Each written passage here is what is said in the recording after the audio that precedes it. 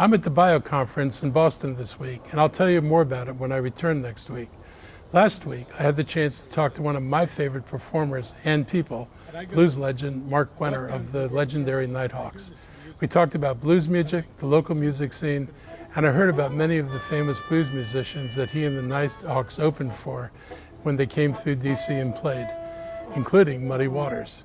Now that we're in the summer season, I want to remind everyone about all of the great free concert series offered in every part of the county. From Wheaton to Silver Spring to Strathmore to Gaithersburg and Brookside Gardens, there are opportunities to see good music and enjoy all our community has to offer. I'd love to hear from you about your favorite places to see music in Montgomery County. So send me an email at mark.elrich@montgomerycountymd.gov, and we'll randomly choose 2 entries and give away free tickets to upcoming concerts at Strathmore. Welcome to our Silver Spring Blues Week special event, which journey with blues warrior Mark Wenner in conversation with County Executive Mark Elrich. I've known you for a long time. That's a fact. And I gotta say, the first time I saw you is 1972. I'm come out of the Circle Theater and I'm wandering around Pennsylvania Avenue and K Street, and it was the 60s or the 70s, same thing at that point in time. And I walk down to where the Circle is, and I hear this music coming from someplace, and I couldn't figure out where, but it was on K Street.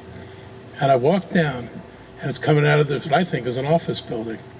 And I walk into the office building, go up, I think, 2 flights of stairs, and there's this room. And I don't know what it was normally in life, but there you guys were on the stage playing. And I sat down, had an appropriate drink to go with it, and I was kind of blown away. And that started it. And after that, I would try to see you guys every chance I got. I think you crafted a pretty good sense of what the blues could sound like, and I think it made it easier for good musicians to find their way into that. Well, I mean, one of the things I've always been really proud of is the fact that before Americana was invented or whatever, roots rock, nobody knew what to call us. The only real outlet we had was in the blues media, so people considered us a blues band, although our first album was specifically titled Rock and Roll, was the album name. So who's your favorite of the old blues guys when they came? Muddy Waters. Absolutely Muddy Waters. The Nighthawks had a long and wonderful relationship with him. We opened not just around this area, but we opened a tour from Seattle to San Diego with him, our first trip to the West Coast.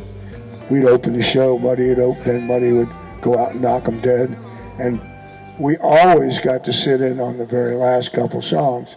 I mean, I bet you I played Manish Boy and Mojo with Muddy 100 times.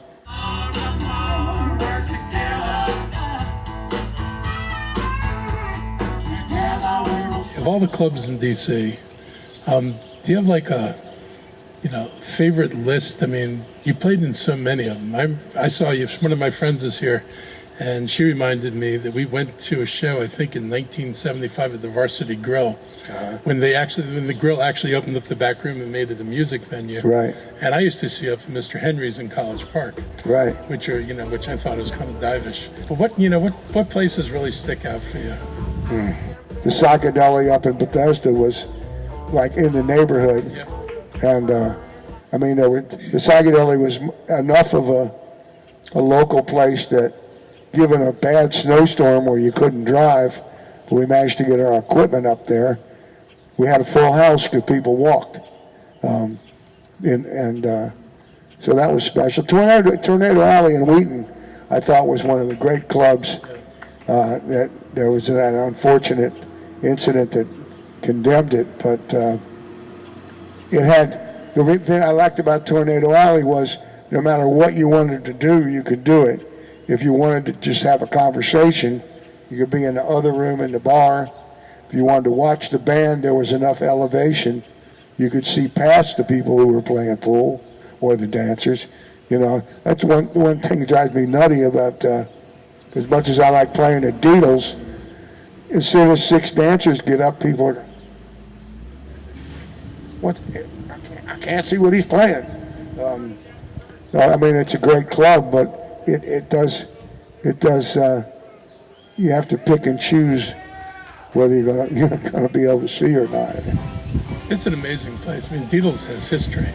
A lot of history. They have their liquor license number is, I think, is 001. They got the first license in Montgomery County, which is kind of amazing. But it is a small venue, It is small. and I don't know how you guys manage it on stage. I'd rather be in a full small venue than a half-empty big one. That's for sure. I booked shows. We played in the Legion Hall before it was Twist and Shout. In fact, the Bethesda police got real familiar with us. We played around Christmas time one time, and it snowed, and we had 100 people more than we could let in. So they were outside waiting in line, and they were trying to break in the back door, and it was a little rowdy. I'm getting a signal I should play some harp.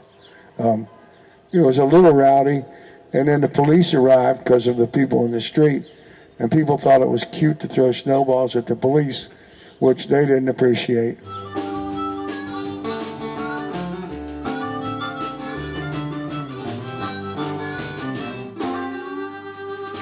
WHFS. I grew up with it, feeling like it kind of opened up the world of music to us because we had mostly been given the lamer interpretations of rock and roll without much meaning.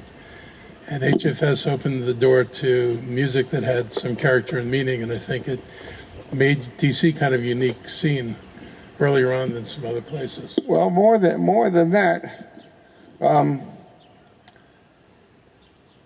we because we got played on WHFS, all the kids from around here in high school listened to HFS, knew who the Nighthawks were, even if they couldn't get into the Bayou, and they often got into the Bayou with fake IDs.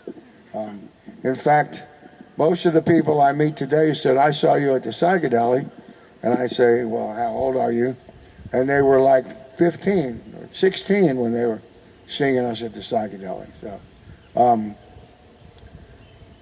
these kids would go to college all over the country. And you know what the fifth column is in terms of, when they talk about the fifth column, it means like the infiltrated people that when you invade a country, you've got people already in position that are your supporters. We had a fifth column.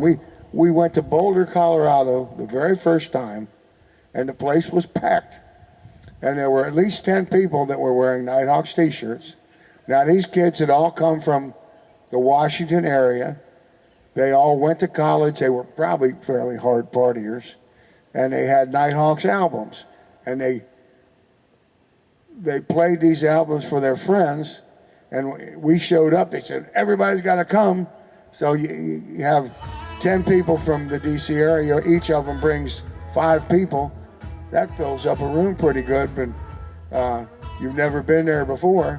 And they know the words to all your songs. So I've just been incredibly lucky at finding great players time after time. I mean, being in a band you know the Bob Dylan line, "I'll let you be in my dream if I can be in yours." You know, it's everybody's got a different agenda, really. But you got to, as a band leader, you got to get 3 or 4 guys to like go along with your agenda and give them enough of theirs to make them happy.